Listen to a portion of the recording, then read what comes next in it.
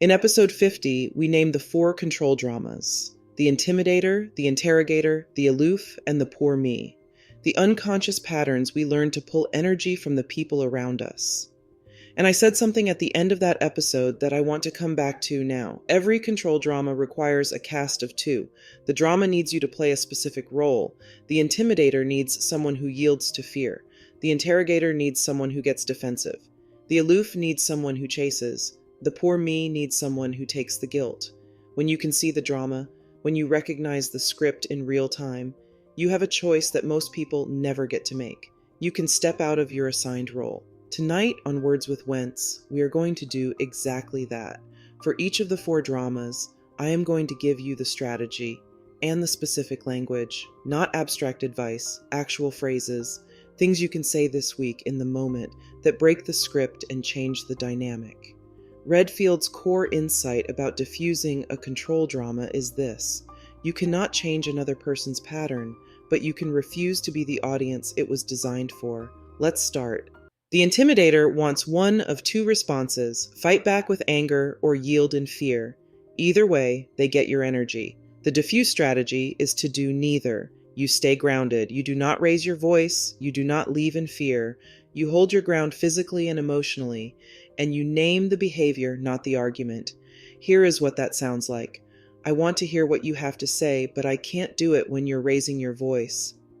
Notice what that sentence does. It does not attack. It does not surrender. It states your condition for continuing the conversation, calmly, clearly, without apology. You are not saying their feelings are wrong. You are saying how they are expressing them is not something you will absorb, or this: I see that you're angry, but shouting isn't going to fix this. Let's step away until we can talk calmly. That sentence offers a path forward. It acknowledges the emotion without validating the behavior, and it gives both people a way out of escalation without anyone having to lose face. Why does this work? The Intimidator's strategy depends on your fear producing compliance. When you respond with calm steadiness instead, when you refuse to either fight or flee, the drama does not get the response it was engineered for. The volume goes up because volume was working. When it stops working, the strategy changes. The Interrogator's drama runs on your defensiveness. The moment you start explaining yourself, justifying your choices, proving your competence, scrambling for approval, your energy is flowing towards them. The diffuse strategy is to stop defending entirely. Instead of answering the barrage of questions, you address what is underneath them, the criticism itself, or the tone of the interaction. It feels like you're quizzing me right now instead of just having a conversation. Is there something specific you're worried about? That sentence does something remarkable. It completely halts the defense mechanism. You are not answering the grocery questions. You are turning the energy back toward the underlying emotion, the worry, the need for control, that is actually driving the interrogation. Or this: when you ask me 5 questions the second I walk through the door, I feel criticized rather than welcomed. You are naming the pattern without blaming the person. You are describing your experience of the dynamic, which is much harder to argue with than a debate about which brand of cereal to buy. The key is that you are not trying to win the interrogation. You are stepping out of the role of defendant entirely. The interrogator needs a defensive witness in the dock. When you refuse to sit there, the interrogation has nowhere to go. The Aloof's entire strategy depends on you chasing them. The silence, the withdrawal, the vague non-answers, all of it is designed to make you expend enormous energy trying to reach them. The moment you stop chasing, the drama loses its power. The defuse strategy has 3 parts. Name it, state your availability, stop chasing. I can tell something's wrong, even though you say you're fine. I'm ready to listen whenever you're ready to talk. That sentence does all 3 things simultaneously. You name the withdrawal, not aggressively, just honestly. You make clear you are available. And then, and this is the hardest part, you actually stop. You go do something else. You do not follow them into the next room. You do not send 3 follow-up texts. You let the silence stand. It feels like you're shutting down on me. I'm going to give you some space, but please come talk to me when you're ready to work this out. The aloof relies entirely on the other person not being able to tolerate the discomfort of unresolved disconnection.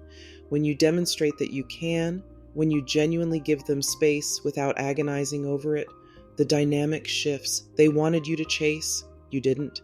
Now, if they want connection, they have to come to you. That is not a power play. That is simply removing the reward from a strategy that was designed to drain you. The Poor Me is the most delicate drama to diffuse because the strategy can look exactly like genuine suffering. And sometimes it is. The diffuse is not about deciding whether the person is really in pain. It is about where you place the responsibility for fixing it. The strategy is empathy without rescue. You acknowledge the feeling fully and warmly, and then you redirect the agency back to them. That sounds like a really tough situation, and I'm sorry you're dealing with that. What do you think your next step should be? That last question is the key. You are not asking it to be cold. You are asking it because it places the responsibility for their life back in their own hands, where it belongs. You are treating them as capable. I hear how overwhelmed you are. I can help you with the dishes, but I can't fix the whole afternoon for you. That is a compassionate boundary. You are not abandoning them. You are drawing a specific line between what you can offer and what you cannot take on. And you are doing it with warmth, not withdrawal. And if they make the comparison, if your exhaustion becomes less important than theirs, you can name that directly. It feels like you're implying my day was easy just because yours was hard. Both of our days can be challenging. You are reclaiming equal standing, not competing for who suffered more, just refusing to concede the competition by default. Here's the thing about all four of these diffusing strategies. None of them try to change the other person. That is not an accident. Redfield is explicit about this, and I think it is the most important insight in the entire framework. You cannot reach into another person's unconscious and remove the drama they have been running since childhood. That is not your job, and it is not within your power. What you can do is change the rules of the game. Every control drama is a script, and a script only works when everyone plays their part.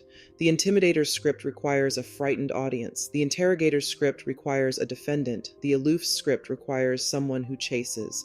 The Poor Me's script requires someone who accepts the guilt. When you name the drama, even just to yourself in the moment, you step outside the script. And when you refuse to play your assigned role, the drama does not have anywhere to go. It may escalate briefly, it may try harder, but it cannot sustain itself without a cooperative cast. Redfield calls this the golden rule of diffusing. The moment a drama is called by its real name, the script breaks down, because it relies entirely on staying subconscious. Bringing it into the light is not an attack. It is not a diagnosis. It is simply choosing to see clearly, and then choosing how you respond from a place of awareness rather than reflex. That is the whole game. See it, name it, even if only inside. Refuse your role. That is what personal power actually looks like. Not louder, not harder, just awake. This is Words with Wentz. Know yourself.